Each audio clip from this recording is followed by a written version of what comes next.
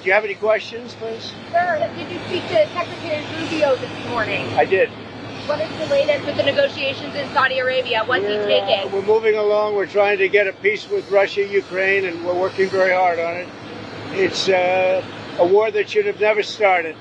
Do you expect Zelensky to be involved in these conversations? What will his role be? I do. He will be involved, yes. Mr. President, would you allow the Europeans to buy U.S.-made weapons for Ukrainians?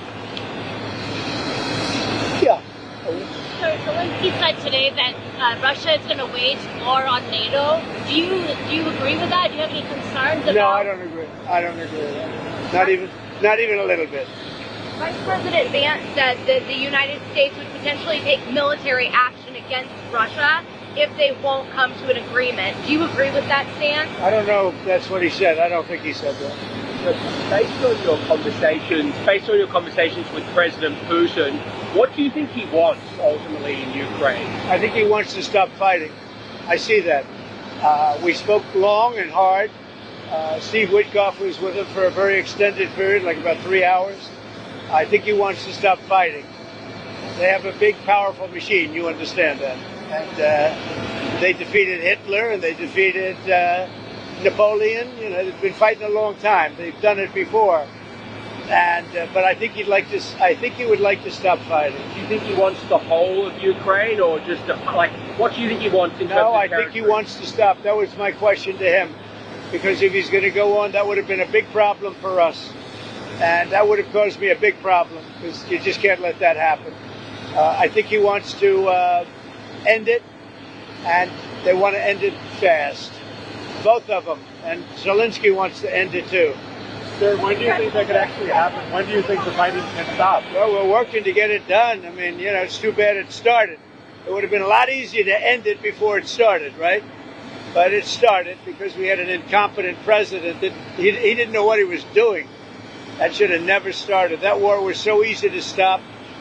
Remember this, that under Bush, they took a lot.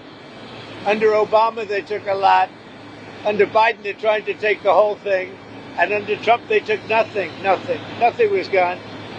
Not even a little bit. So it's too bad. It's really too bad. A lot of people are dead right now that should be alive, and a lot of cities are destroyed that can never come back like they were. Those beautiful golden domes and all of the multicolored domes that were 1,000 years old, they're all laying in, you know, just shattered. So it's very sad. They ruined the culture. So they're beginning phase 2 of the ceasefire deal between Israel and Hamas.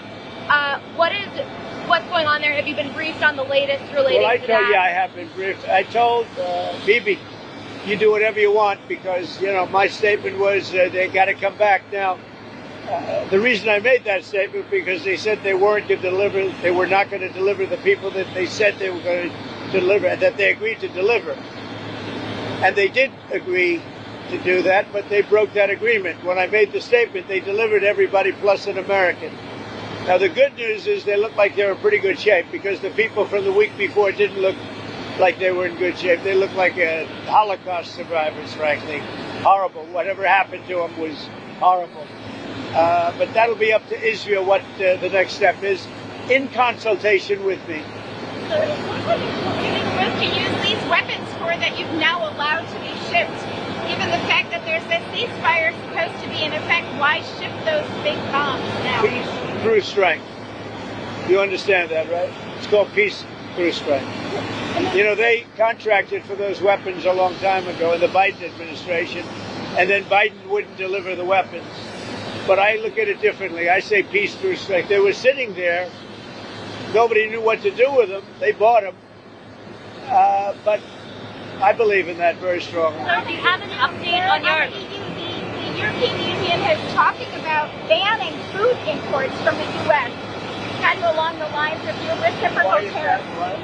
It's like the reciprocal tariffs. They don't like the All right. I don't mind. Let them do it. Let them do it. They're just hurting themselves if they do that. I can't imagine it, but it doesn't matter. We're having reciprocal tariffs. Whatever they charge, we charge. Very simple. If a certain country like India, which is very high tariff, if they charge us X dollars, we charge them X dollars. It's all right. It's a fair thing to do. Even the media said it was fair.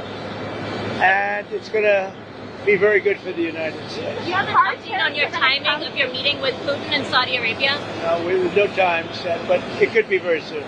Like this month? Well, it'll be soon. We'll see what happens. But they're meeting right now, and that's more. I mean, this should have been done 4 years ago, 3 years ago, before it started, but it should have been done immediately after it started, as opposed to now, 3 years later.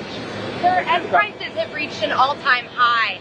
What's your administration? What? Egg prices have reached an all-time high. It was a long, before I ever got here, it was at an all-time. This didn't start. Remember, I've been here for 3 weeks. And when you saw the inflation numbers, I've been here for 3 weeks. I have had nothing to do with inflation. This was caused by Biden.